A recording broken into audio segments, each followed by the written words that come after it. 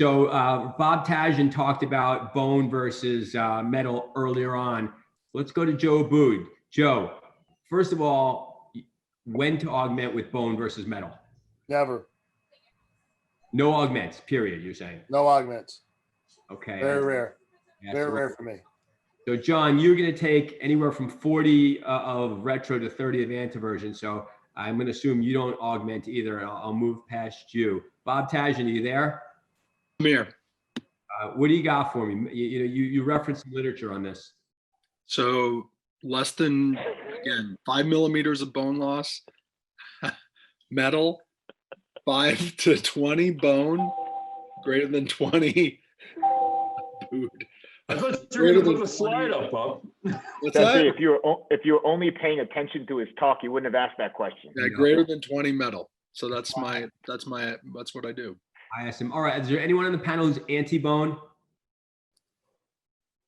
Howard, why don't you like the bone? I don't like complete bone grafts because it's sort of a cantilever loading, and you have to get the incorporation. So if I can have a portion of the glenoid grafted, but I have native bone supporting the implant at least 40%. But I don't like to use a complete piece of graft. Basing the success of your reverse shoulder arthroplasty on the bone quality of an 80-year-old lady just doesn't make a whole lot of sense to me. I couldn't agree more.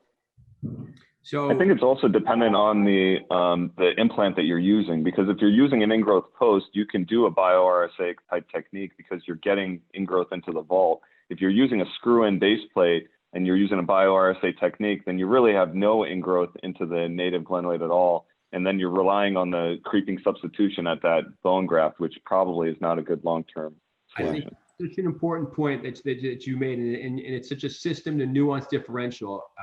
That's right. I also would argue to some of you that when you're using a post, you can actually get that soft bone to contour and get really nice backside coverage against the native glenoid. So you're right. It's nuanced on that. Anyone else got a comment on this, Anand? Yeah, I'm not Anand, but I got a comment. You always have. Go ahead, John. So I think what we're talking about here is primary fixation, and I think you can get secondary fixation by glenosphere peripheral rim contact with certain systems. And so I wouldn't rule out augments being sort of a secondary fixation that you can get from a hooded glenosphere, for example, where you're augmenting the glenosphere, not necessarily on the base plate. Okay, fair. Anand, anything else? Can I ask you a question? Me? No, you can't ask me a question. I'm the moderator. I ask you questions. I mean, I agree with what Serena said. I think you have to be cautious if you're doing any kind of bio-RSA. You need native ingrowth into the native glenoid. You need, Can I ask you need Libby a porous question? incoat into the Yes. into the native glenoid. Now Bob can ask a question. What do you do for severe superior erosion?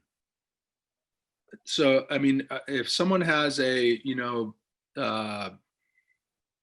Favard, E3, where you've got 30 degrees of superior, tilt, do you just put the sphere in 30 degrees of superior tilt?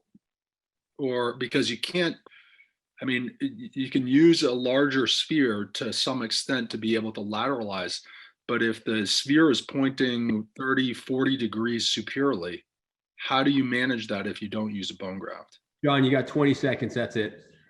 It's pretty straightforward. You bone graft the defect. I would ream down to 50% of native bone and bone graft the backside.